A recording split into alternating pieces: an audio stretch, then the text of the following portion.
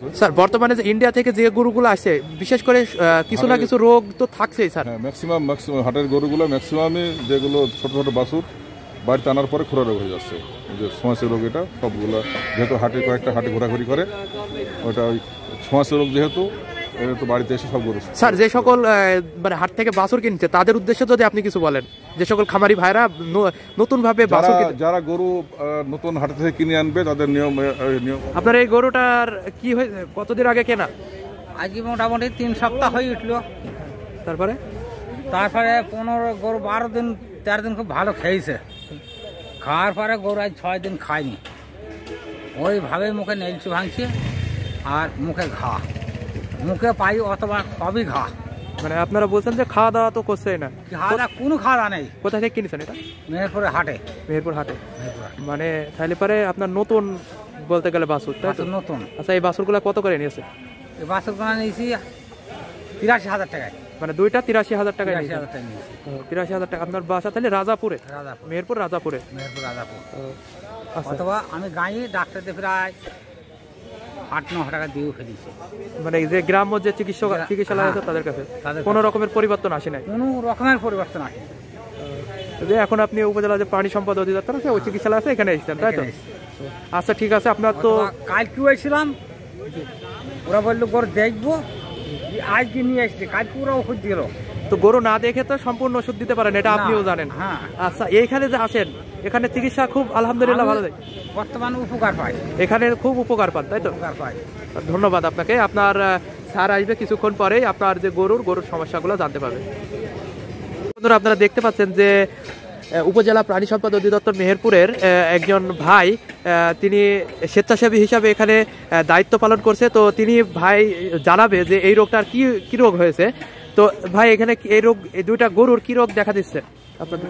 এটার লক্ষণ দেখে এবং এদের অনারের কথা মতো এদের মনে হচ্ছে FMD, মানে ফুড অ্যান্ড মাউথ ডিজিজ। এটা একটা ভাইরাল ডিজিজ। এটা এখন অনেক প্রকোপ আকার ধারণ করেছে বর্তমান সময়ে। তো ভাইরাল ডিজিজ তো এটা একটু কন্ট্রোল করা কঠিন, তবে কিউরেবল।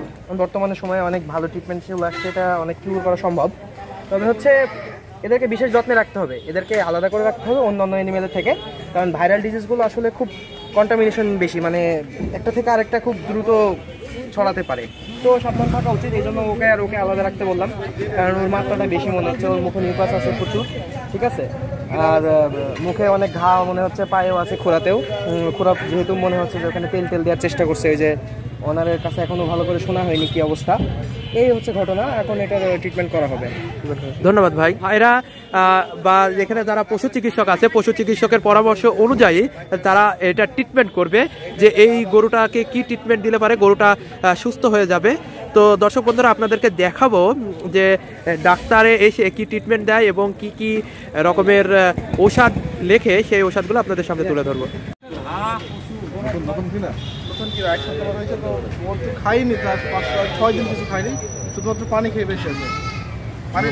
দেখতে পাচ্ছেন যে ডাক্তার এসছে, ডাক্তারে ওদের বক্তব্যগুলো শুনছে যে আসলে কি হয়েছে গরুটার, বক্তব্যগুলো শুনছে এবং গরুগুলার যে জ্বর, সেই জ্বরগুলা মাপছে, যে কি পরিমাণে জ্বর এসছে, জ্বরগুলা মাপছে, আপনারা দেখতে পাচ্ছেন।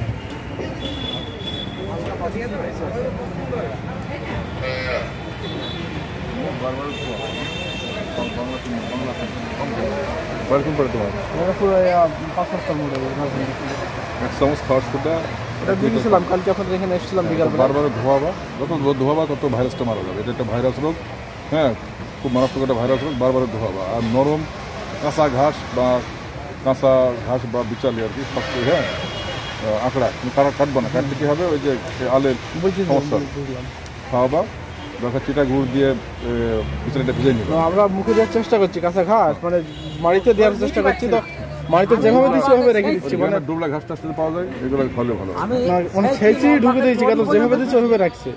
ভিতরে মানে যেভাবে দিচ্ছি ওভাবে মানে মুখ হা করে দিচ্ছি, লিখে দিচ্ছি, এগুলো নিয়ে আসছে। স্যার এটা কি খোরা রোগ স্যার? এটা খোরা রোগ।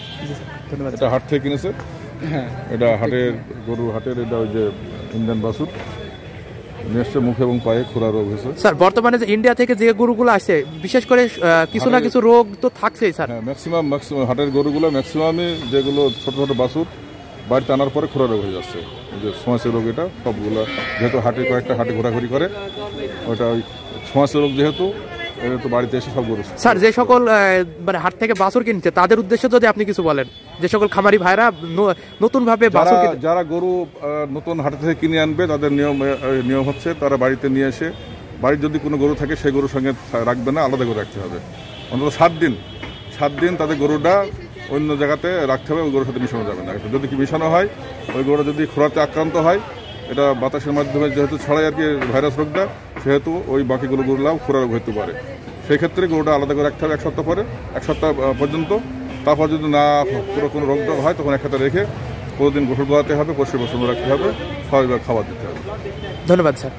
আপনারা শুনলেন যে স্যারের বক্তব্য। স্যার বলল যদি আপনারা যে সকল খামারি ভাইয়েরা আছেন, যদি আপনারা নতুন গরু যদি আপনারা ক্রয় করে আনেন, তাহলে পরে আপনারা প্রথম যে 1 সপ্তাহ আছে সেই প্রথম 1 সপ্তাহ আপনারা গরুটিকে খামারের যে সকল অন্যান্য গরু আছে সেই সকল অন্যান্য গরু থেকে আলাদা করে রাখবেন। আলাদা করে রাখলে পরে আপনার যে গরুর নতুন গরুটার যদি কোনো রকমের রোগ থাকে, যেমন খোরা রোগ থাকে, তাহলে খোরা রোগটা যেহেতু ছোঁয়াচে রোগ বা সংক্রামক রোগ, সেই সংক্রামক রোগ যেন অন্যান্য গরুকে যেন আক্রমণ করতে না পারে, সেজন্য স্যার বলল যে আপনারা গরুটিকে 7 দিন আলাদা করে রাখবেন। তো দর্শক বন্ধুরা, এই গরুর যে কি রকমের ট্রিটমেন্ট দিতে হবে সেই ট্রিটমেন্ট সম্পর্কে এবং প্রেসক্রিপশন লিখতে গেছে, প্রেসক্রিপশন সম্পর্কে আপনাদেরকে ধারণা দেব। তো দর্শক বন্ধুরা, আপনারা আমাদের সাথেই থাকুন। ডায়াডিন 100 মিলি, এটা দিতে হবে 30 মিলি চামড়ার নিচে, 30 মিলি চামড়ার নিচে দিয়ে দিচ্ছে। আমি সিরিজ নিয়ে এসেছেন?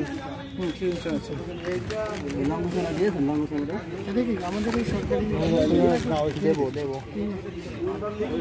এটা আগে দেবো না ডায়াডিন আগে দেবো? মাংসের মিশন এই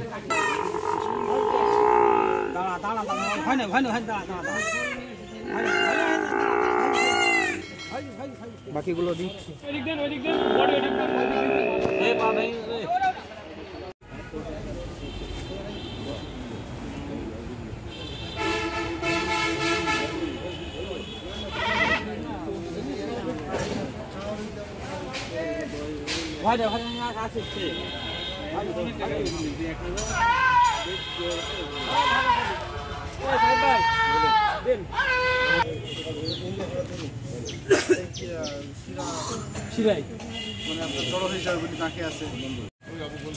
ভালো করে জানি আমার